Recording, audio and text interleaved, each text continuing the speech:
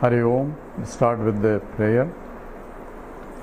Om Samasta Jana Kalyani Niratam Karunamayam Namami Chinmayam Devam Sadgurum Brahma Vidwaram Vasudeva Sutam Devam Kamsa Chanura Mardanam Devaki Paramanandam Krishnam Vande Jagadgurum Tvameva Mata Cha Pita Tvameva Tvameva Bandhuscha Sakha Tvameva Tvameva Vidya Dravidam Tvameva Tvameva Sarvam Amadeva Deva Tvameva Sarvam Gurudeva Deva. Hari Om. We are looking now at the Iswara Swarupam, or the nature of Ishvara.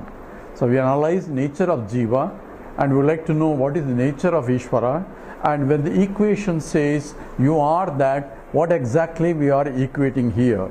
So in the Mundaka Upanishad, after discussing the general Nirguna Brahma and then going to the Saguna Brahma, because Adbhuta Yonim Paripasyanti Dhiraha, the one who is the cause for the creation. So looking at the creation or looking at the karyam or looking at the products, one has to find out what is the source for it.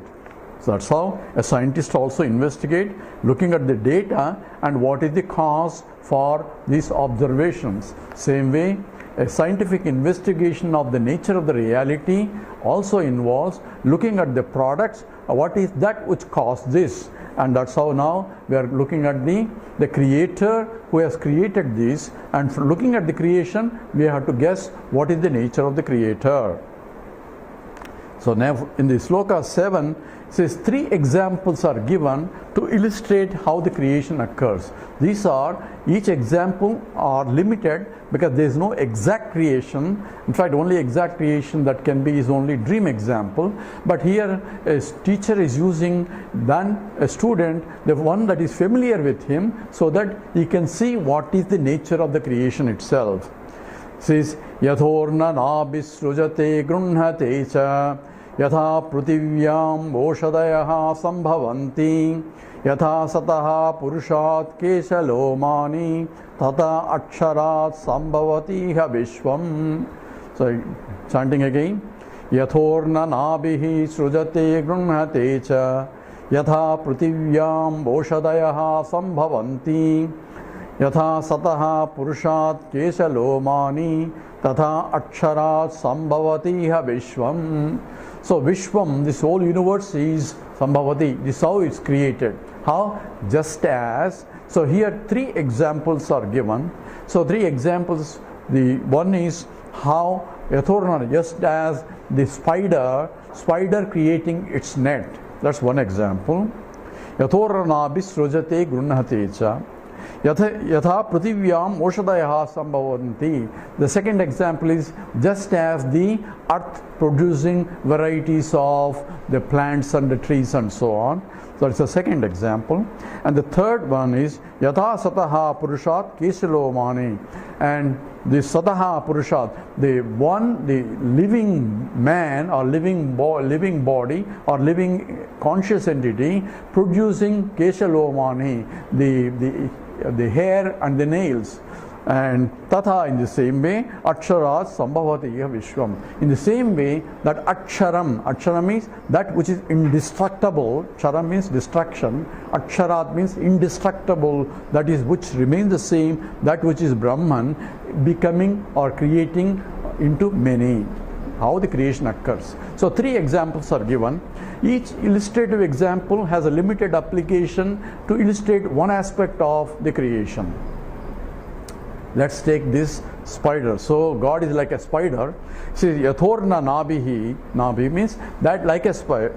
Srujate grunhate cha. So that spider, how does it make a net? Where does it get material to create a net? So it's a very intelligent example the scripture uses. It says, just as the spider creates a net. So where does he get material? It creates from its own self the net, and the spider, the whole beautiful design of the net is the intelligence for that is also with the spider only. It doesn't borrow or has gone to school to learn how to create a net. So it is coming already intrinsically, it knows how to create it. And it's creating, is a knowledge of creation is there, and also it has the producing the material for the creation is also. So same way, Brahman, if at all he is going to create, he should have the knowledge of creation, and also he should know how to create also. So that who is Brahman, because he cannot go and get material outside, and we'll ask who created that material. So material also has to come from him. So here is an example is given, just as the thread is coming from the spider. In the same way, it not only comes out, it is maintaining it. At the same time, if somebody touches the spider, it goes back and absorbs all that fire also into itself. So therefore, it is an illustration. There is a Srushti, Sthiti, Laya. All are involved in the spider creation, a thread. It creates, it sustains, and also it can absorb back, which means the creation, if there is a God, he creates, and also he sustains because he himself became many, and also absorbed back into him when there is a pralayam. So the whole universe goes back into the Lord. So all these three aspects are illustrated using the spider example. So it is Srushti, Sthiti, Laya. So from our scriptural point, a God is one who creates, number one, who sustains the creation, number two, and also who dissolves this creation. And the three aspects of that Brahman is exemplified as the Brahmaji, that is four-headed Brahma, and Vishnu, that is sustaining, and Laya, the Shiva. So these three aspects are essentially three aspects coming from Srushti, Sthiti, Laya. But one Brahman, depending upon the function, is taking the role of creator, sustainer, and dissolver. And therefore, the new creation involves a dissolution of the old to create a fresh creation, because nothing can be created from nothing. So he has to create from himself, and then he can absorb back and then create again a fresh universe. So that is what is involved in the first example, Yathoranabihi Srujate Grunhate Cha. Yatha Prithivyam Oshadayaha Sambhavanti. A second example is taken to illustrate another aspect of creation. One earth creating a varieties of plants and all that. So now we have, you can see the various creatures. There are 85,000 types of species available, and all are coming from the earth only. So one source becoming many, and each one is different, and therefore a biologist studying different types of the animal kingdom, botany, and the zoology, and plant kingdom, the botany, and various phylums and classifications and subclassifications. All that is because there are varieties and varieties of beings involved. So not only at the plant level, at the animal level, we have the virus, and we have the bacteria, and all the way to the human being. All that is involved in terms of this one source coming many. And to illustrate that example, it says Yatha Prithivya, just as one earth creating many varieties of beings, both the plant as well as the animal kingdom. And in this creation, the human being is supposed to be the highest creation according to the Vedanta also. Therefore, being born as a human is indeed a blessing indeed. Why? Because number one, he is endowed with the intelligence to know what is right and what is wrong. And he is endowed to know what is karma palam. So in all the laws that you are, an objective scientist is only discovering the laws, those are physical laws. But Vedanta says besides these physical laws, there is in fact a moral laws. Moral laws involves the motivation behind the action. So action may give a result, but the motivation gives a subtle result, and that's what is called the punyam and papam. Punyam and papam are the merits and demerits, and that's what is called vasanas, and that is the cause. And the man can alter his action in such a way that in spite of the vasanas, he can go and evolve. Therefore, there is a free will is given to a human being, because he is endowed with buddhi. He is endowed with the intellect to think and to do. So even though the vasanas or karma is providing environment for him to act, he can act, he doesn't need to act, or he can act another way. Kartum sekyum, akartum sekyum, anyadha kartum sekyum. That means he has a choice, and that's called free will. So the free will and the destiny. Destiny is what he has, and free will is what he can do with what he has. So the choice of action is with a human being. Therefore human being is glorified. Therefore manushyatvam, mumutshutvam, mahapurusha samsrayam, durlabham trayame vaitatu, daivanugraha hetukam. So therefore, being born as a human being is a blessing indeed. That is due to the punyam of many, many lives. And that punyam comes because of the moral laws. So I can escape the local laws by hook or crook or bribery or whatever I can do, but I cannot escape the absolute law, that is the law of the pure, where vasanas there, I had to bear the consequence of my actions. That's what is called in the Purana is called Chitragupta. Chitragupta is Gupta is hidden. Chitram is a hidden signal. Hidden signature has been recorded for each individual in what? By the mind, and that's what is called vasanas, and that's what is called karma. So Chitragupta means it is hidden signature of what your actions are based on the motivation. So a doctor may take and cut the patient, and also a murderer also cut the patient, cut the individual, but their motivations are different. One is a punyam, another is a papam. So the motivation, the moral laws govern is essentially the punyam and the papam. Even according to the legal system, the motivation is also judged in terms of premeditation action. So is it a premeditated murder or is it accidental murder, is what a judge tries to look into in terms of evaluation the seriousness of the crime. In the same way, that which is even subtler than this, that cannot be established by this, Lord knows what is the motivation factor, and that's what is called punyam and papam, and that's why we have a dharma shastra. Says adhato dharma jignasa. That's how the Purva Mimamsa, what is right thing to do? What is the right thing to do for me to act? What is the right thing to do? What is my dharma? And that's what the Gita Upadesasara starts with, do your dharma.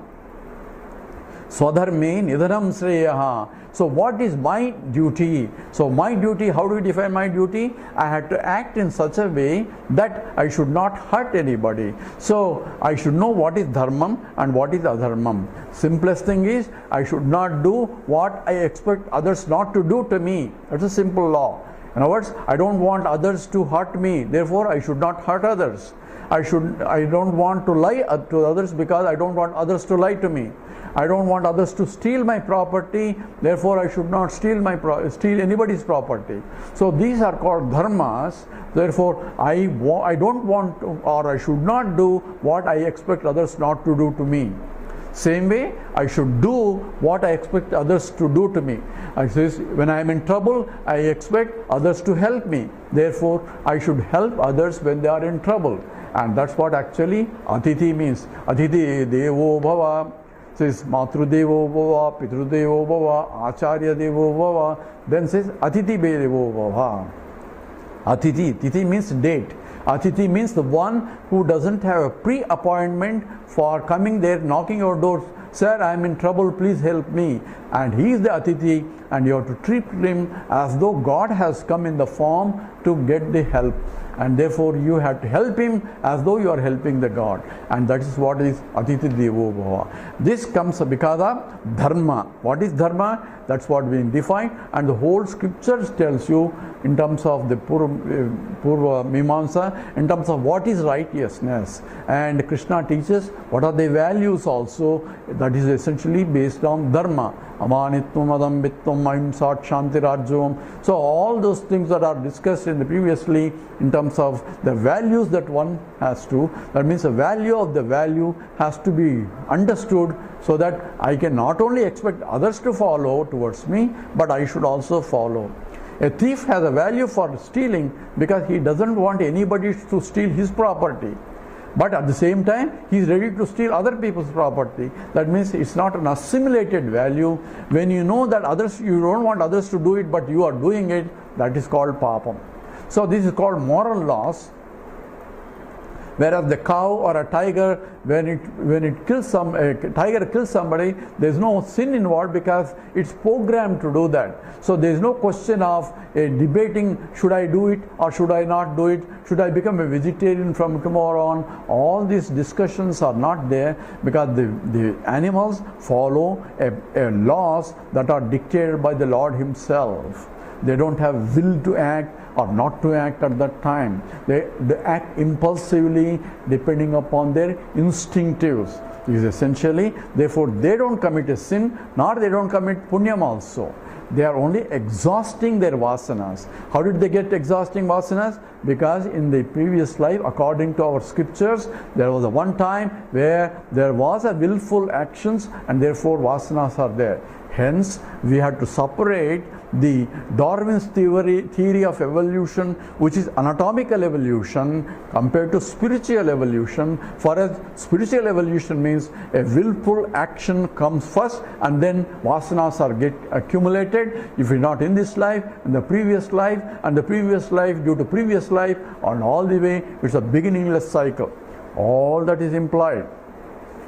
Therefore, this is the Prithivya Oshadayaha Sambhavanti. The example is given that from the earth, the whole universe of varieties of the products are coming. In the same way, one cause, one karanam, you have varieties of products of different attributes, and therefore the whole universe that you are seeing of the attributes are attributes of the products only. So gunas that we see, or the qualities of the object that we see, or belong to the object per se. So rings attributes are different from bangle attributes. These attributes have nothing to do with the gold attributes. In the case of this example of gold becoming many ornaments, even though varieties of names and forms are there, essentially there is no substantive knowledge of or substantive ring material or a bang material or a necklace material.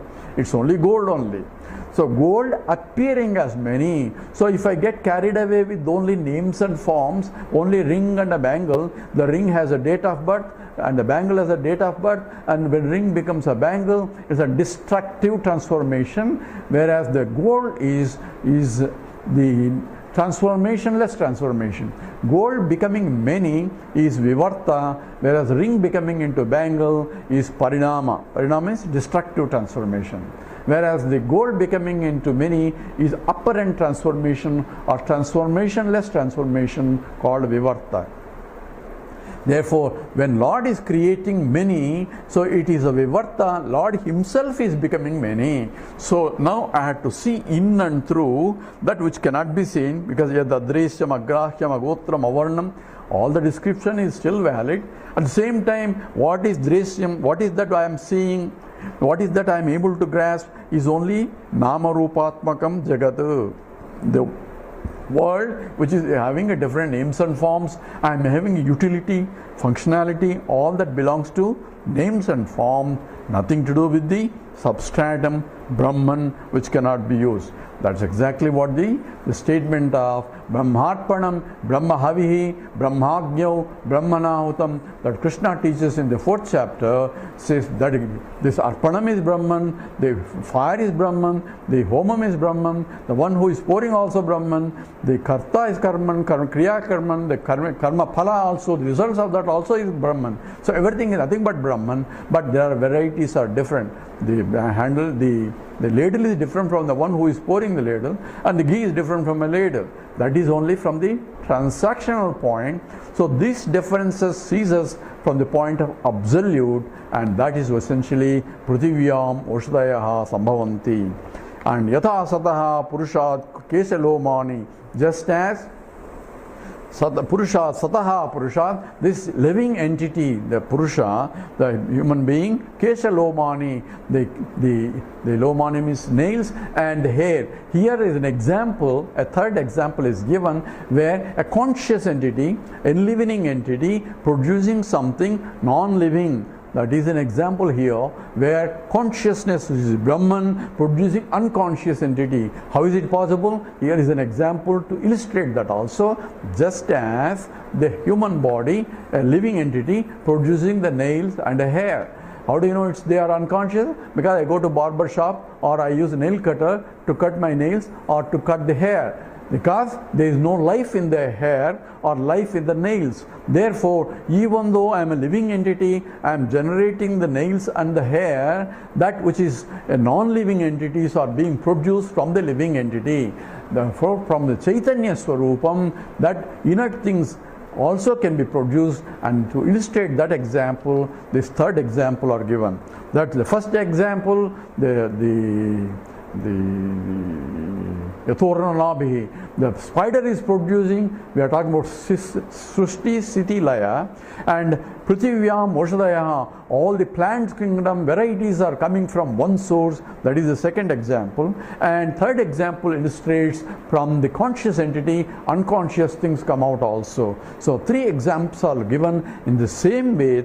Tatha aksharat sambhavati iha vishwam. In the same way, one existent consciousness, Sadananda Swarupam, is becoming many, and these are the many from which it came, by which it sustained, into which it goes back, and varieties are coming out, and some are inert and some are conscious entity. Both are possible, and that is Iswara. So now Iswara is defined as a creator creating varieties and varieties, one karanam and many karyam. All that is implied in this. I will go into more details in the next talk. This we stop here. Om Purnamada Purnamidam Purnat Purnamudachyate Purnasya Purnamadaya Purnameva Vasishyate. Om Shanti Shanti Shanti. Hari Om Sri Gurubhyo Namaha. Hari Om.